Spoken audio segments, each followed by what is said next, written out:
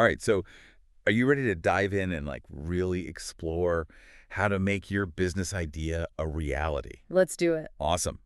So we are taking a deep dive today into a podcast episode all about that. Okay. It's called Unrivaled Strategies for Turning Your Business Idea into Reality. Catchy title. Yeah, right.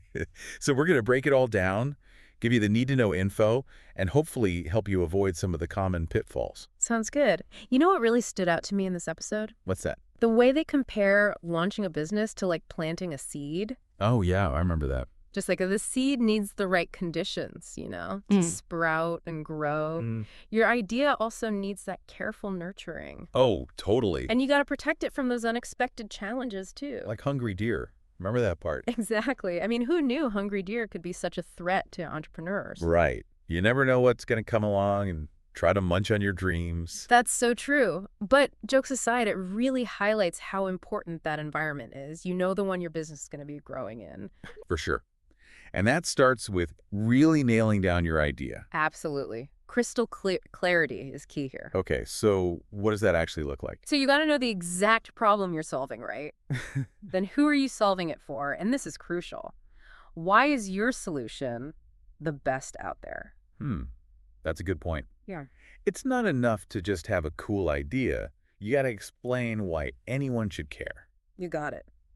And that's where your value proposition comes in. Value proposition. Yeah, have you heard of that before? I have, but honestly, I'm still trying to wrap my head around what it actually means. No worries. It's basically what makes your idea uniquely valuable to your target audience. Okay, so give me an example because I'm a little lost still. All right, imagine you're creating a new workout shoe, right? Your value proposition could be that it offers way better arch support specifically for people with flat feet, Okay. and that prevents injuries and boosts performance, which is something other shoes just don't do. I see. So it's all about that unique benefit that sets you apart. Exactly. Okay, that makes a lot more sense now. Good. Now let's talk about something I know can be kind of daunting. Oh, what's that? The dreaded business plan. Ugh. Yeah, I used to think those were just long, boring documents. I hear ya. I mean, who actually enjoys writing those things, right? Right. But this episode had a really interesting take on it. Yeah, they compared a business plan to a treasure map. A treasure map. I know, right? Sounds a little cheesy at first. It kind of does. But when you think about it, it actually makes sense. Okay, I'm listening. Because it highlights just how crucial it is to have a roadmap. A roadmap. Yeah, to guide you through all the uncharted territory of starting a business. So instead of seeing a business plan as like this chore, Yeah. I should be looking at it as a tool to help me navigate those inevitable challenges. Exactly. And, ultimately lead you to the buried treasure. Which is a successful business. You got it. Okay, I like that analogy a lot better. Right. It's way more motivating. And a well-structured business plan, it includes some essential parts, like your executive summary. Executive summary. That's basically your elevator pitch. It needs to be super concise and attention-grabbing, quickly conveying the heart of your idea. Okay, so it's like the first impression. Exactly. Then you've got your market analysis, Okay. which is where you show off your research. Research. Yeah. Like prove you really understand your target audience, their needs, and even your competitors. That's so important. Right. I've totally made impulse purchases before and later realized I didn't even need the thing. Oh, yeah, I've been there too. It's like buyer's remorse central. Totally. So market research is key. It is. And then there are the financials, which I know can be a bit intimidating. Yeah, tell me about it. Numbers aren't really my forte. Totally understandable. But understanding your financial projections, things like your revenue streams and expenses, it's super critical. I know it's not the most exciting part. It's really not. But it's how you'll track your progress and make sure your business can actually stay afloat. Okay, so it's like knowing how much treasure you need to find to make the whole adventure worthwhile. All right, so we've got our idea defined and our treasure map, aka the business plan, ready to go. Looking good. What's next?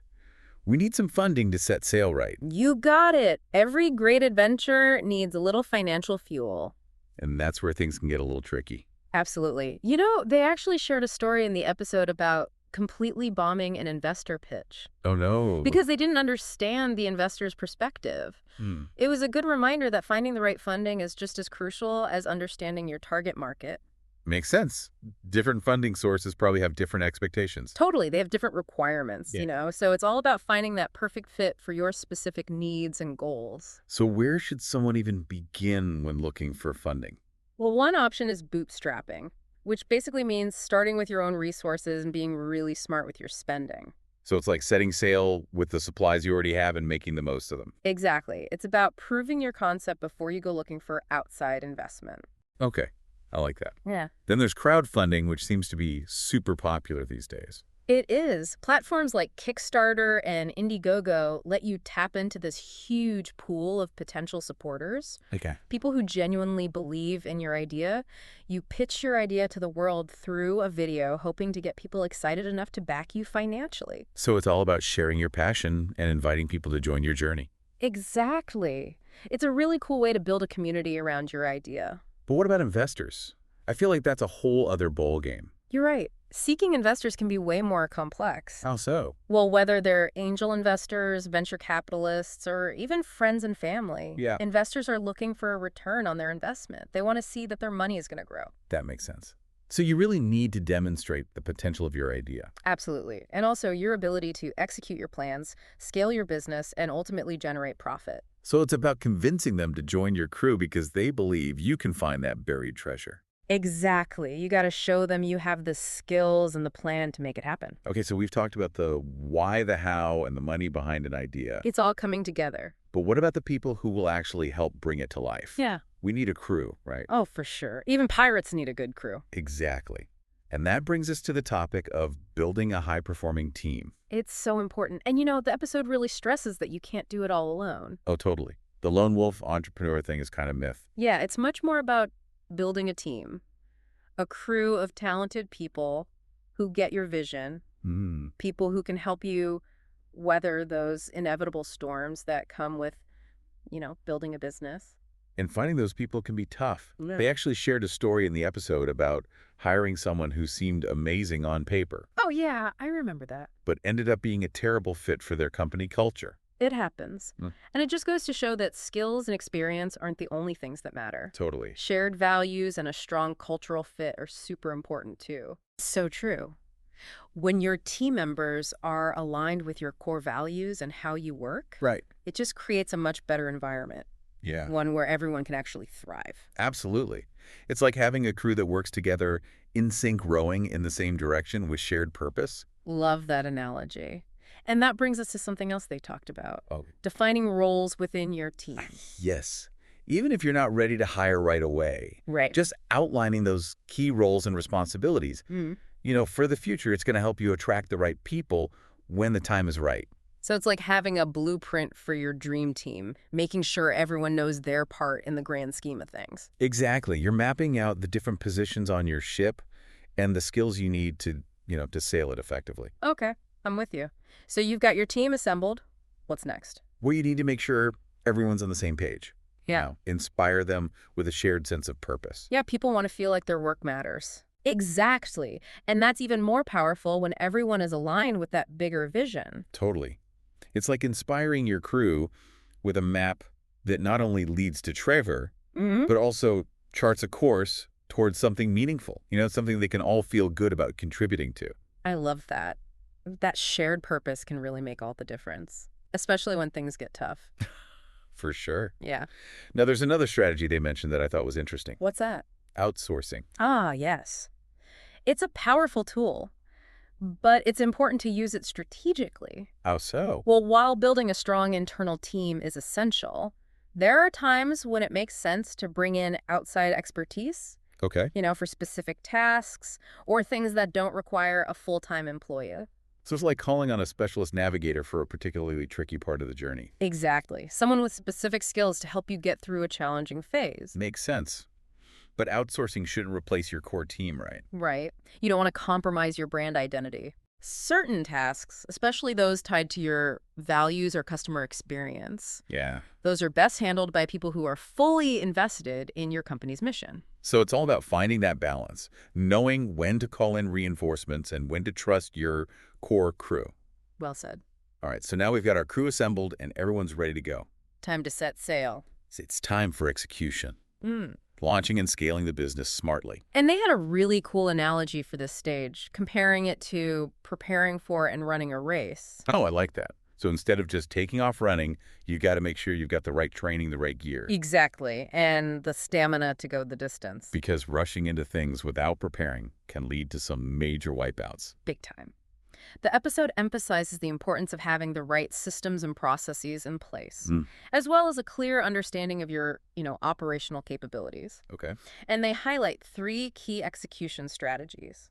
First up, pilot testing. Pilot testing. Yeah, it's essentially launching on a smaller scale to gather feedback and refine things before going all in. Sort of like a test run. Exactly. It's like taking your ship out for a spin before embarking on the big voyage. Okay, so you can identify any potential problems early on. Exactly. And make adjustments before it's too late. Makes sense. Yeah. What's the second strategy? Embracing customer feedback. Even the negative kind. Especially the negative kind. Your customers, they're your most valuable source of information. They can tell you what's working, what's not, and how to improve. So it's like listening to the whispers of the wind and the currents of the ocean. I like that. Constantly adjusting your course based on the feedback you're getting. Beautifully put.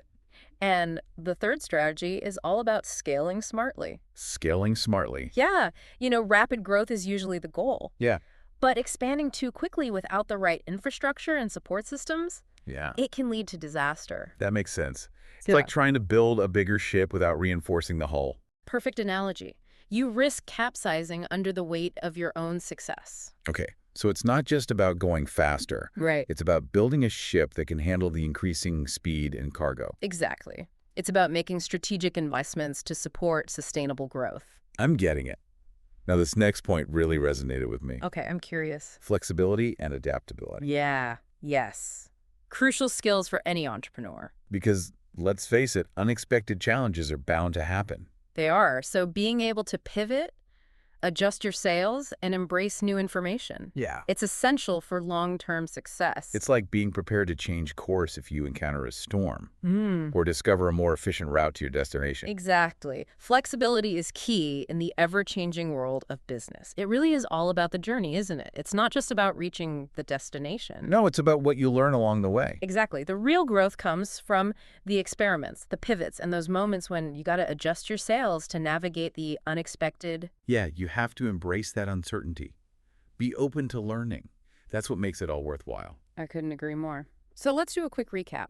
All right. We've covered a lot of ground in this deep dive. We talked about defining your idea, crafting that solid business plan, exploring all the different ways to get funding, and of course, building that amazing team. And then we dove into executing your vision with precision. Things like pilot testing, embracing customer feedback, and scaling strategically. And let's not forget those crucial skills: flexibility, adaptability, and that constant willingness to learn and adjust course as you go. Because remember, you're a skilled navigator, not just blindly following a rigid map. So true. But this deep dive, it's just the beginning of your adventure. That's right. Now it's time to take all these insights and apply them to your own unique situation. Make them your own. And the episode ends with a really thought-provoking question. Oh yeah, I loved this part. They ask, what's one small step you can take today to move your idea forward? Such a good question, because it really highlights that you don't have to have everything figured out to get started. Not at all. Even a small step can make a huge difference. Absolutely. It could be something as simple as writing down your idea or researching your target audience, maybe reaching out to a potential mentor. All great ideas. The key is to just start building that momentum and keep moving forward one step at a time. One step at a time, just like those first steps on a long voyage. And remember, the world needs your ideas, so don't be afraid to nurture them, share them, and bring them to life. That's what it's all about. We really hope this deep dive has given you the insights and the inspiration to take that next step on your entrepreneurial journey. Keep exploring, keep learning, and most importantly, keep that entrepreneurial fire burning bright. Until next time, happy sailing.